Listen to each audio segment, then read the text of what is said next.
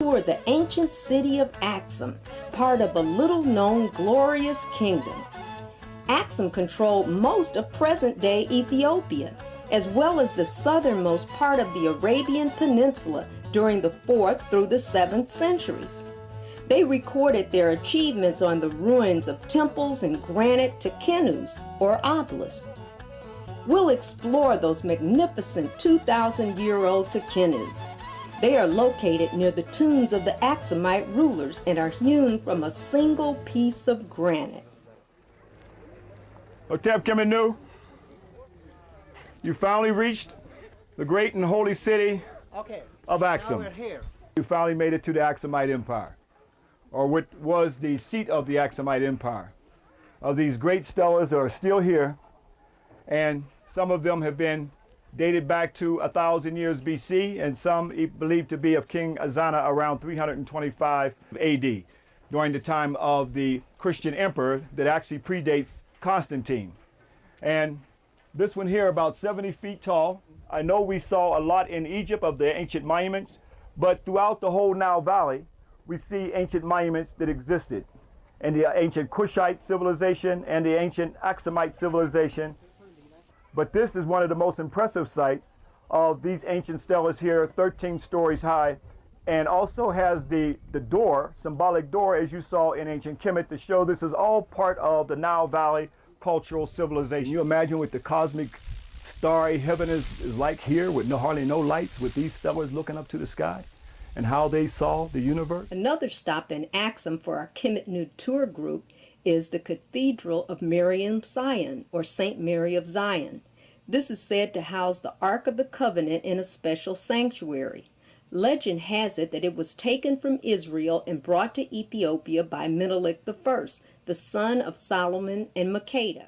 And this chapel right here is where the Ark of the Covenant is supposed to be. Those of us who are familiar with the Ark of the Covenant, that's where you see the tablet or the 10 Commandments. The tradition of this Ark is an ancient African story from the Nile Valley. It did not start in Jerusalem. It started in the Nile Valley. During the time of the Timket, January 19th, this would be a very colorful occasion. The Abanas will put on their colorful garments. They will actually carry the tablets on their head. We excitedly board our plane to Lalibela, one of the oldest and unique unsung wonders of the world.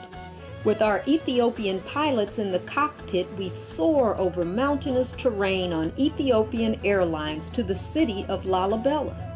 This amazing remote city is the home of some of the most incredible man-made creations. The 11 rock-hewn monolithic churches built by the Ethiopian king Lalibela of the Zagwe dynasty in the late 12th or early 13th century. All right, brothers and sisters, as you can see, this is a most spectacular site right here in Lalibela. This is one of the most famous churches. When we see pictures of Ethiopia, this is the one that generally stands out to the world.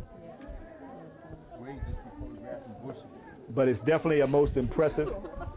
It's standing on its own rock. It's standing on their own living rock bed. If we can understand, relate to that, it's their own living rock bed that they actually used and carved it out. This was African ingenuity here that built these structures. When we go down and you're standing up on the hill, as magnificent as this is, as you can see it carved out of this rock bed here, but it's even going to be more impressive as you get further down into it.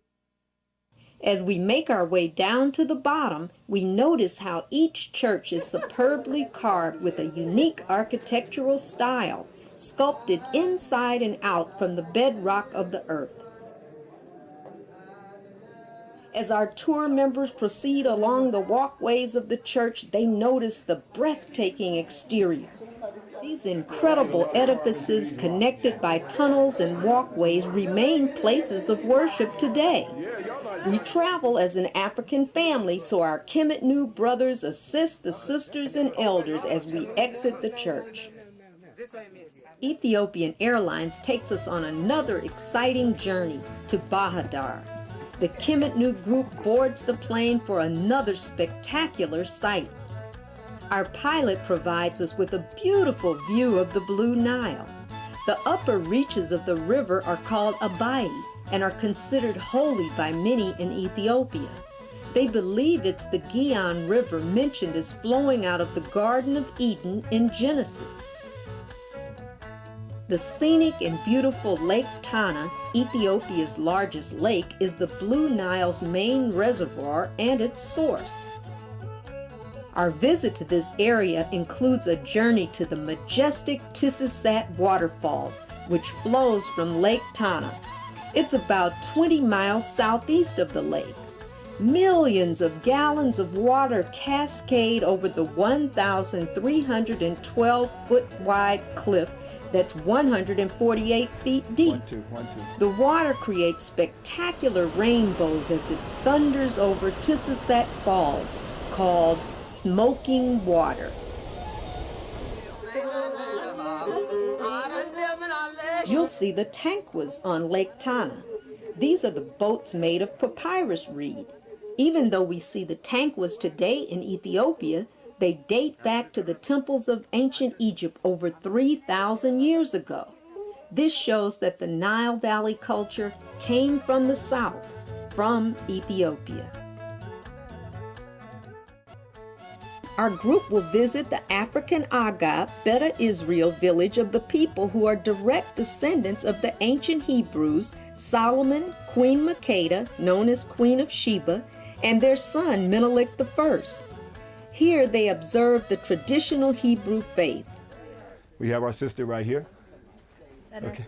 Tenestele. Tenestele. Tenestele. Everybody say Tenestele. Tenestele. How are you doing? Or Shalom. Shalom. Ashra and Murray Rakwesi will present visual PowerPoint lectures on Ethiopian history and culture from ancient to modern times. We've been back here many times and we appreciate the support of the Toronto African community. To give you some background on what you're going to see today, it's based on our travels and research in Ethiopia. As my husband Ashra spoke earlier, we travel there every year conducting a winter pilgrimage back home.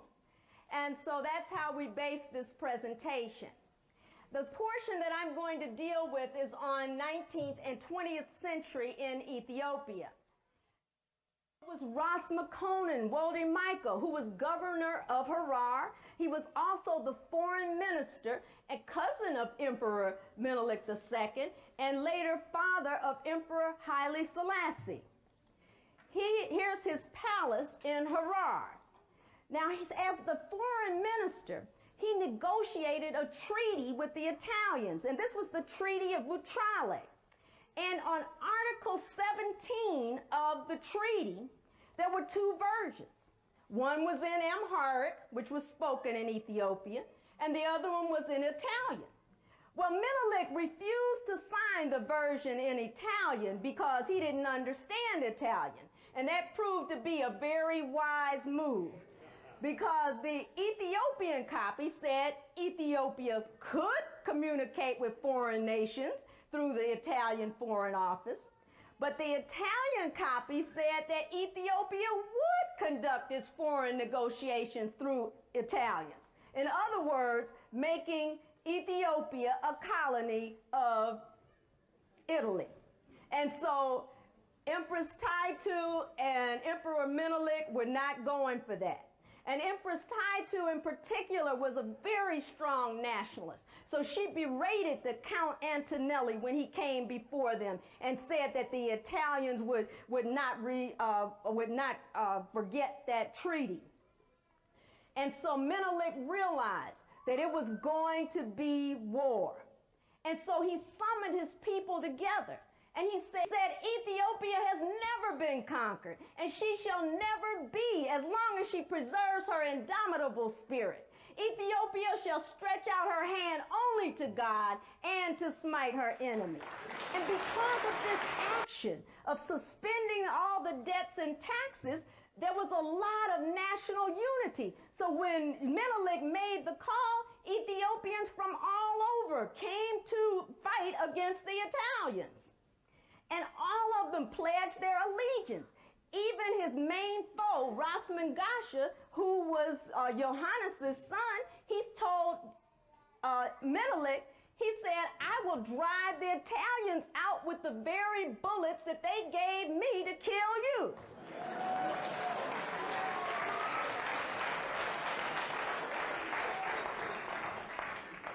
That's what we're talking about, African unity here. The archbishop realized that they were about to go to war. He dropped the imperial flag, he dipped it before the altar, and he said it was time to come and lay down their lives before God, the emperor, and their country. And the Ethiopian soldiers got ready for this battle. And provincial kings decided to lay down their jealousies and their ambitions in order to defend the last independent country in Africa. In fact, the soldiers were called the Black Lions. You see he's wearing the lion's mane on his head? That's because they were named after the Ethiopian lion, which has a very dark mane. He's smaller than other lions, but he's just as tough. And that was the Ethiopian, the Black Lion. And Menelik said, as we may all die someday, I will not be afflicted if I die. But enemies have come who would ruin our country and change our religion. These enemies have advanced, burrowing into the country like moles. And he said, but with the help of God, I will get rid of them. So says Menelik, elect of God, King of Kings. So he led his troops into battle, into an area called Adwa. Ethiopian army totaled 110,000.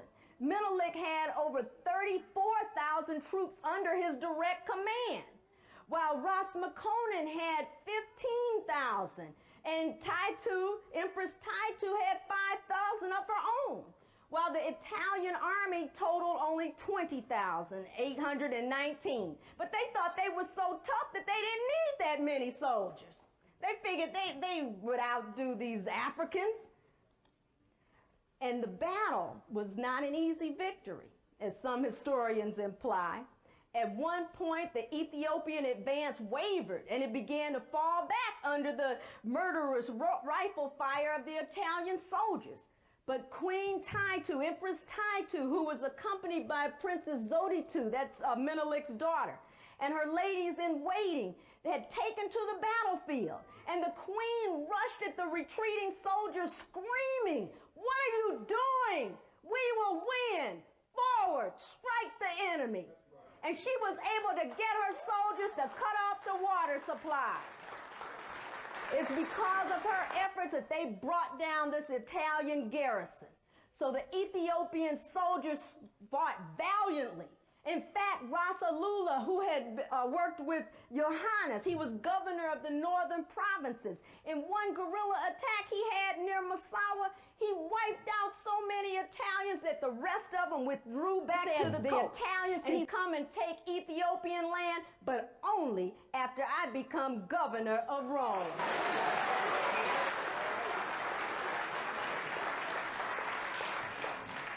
This was the Battle of Adwa, and the Italians underestimated the unity of the Ethiopians. The Askaris, which were supposed to be Eritrean working for the Italians, they gave the Italians faulty maps and went and gave Menelik secret information of the Italians.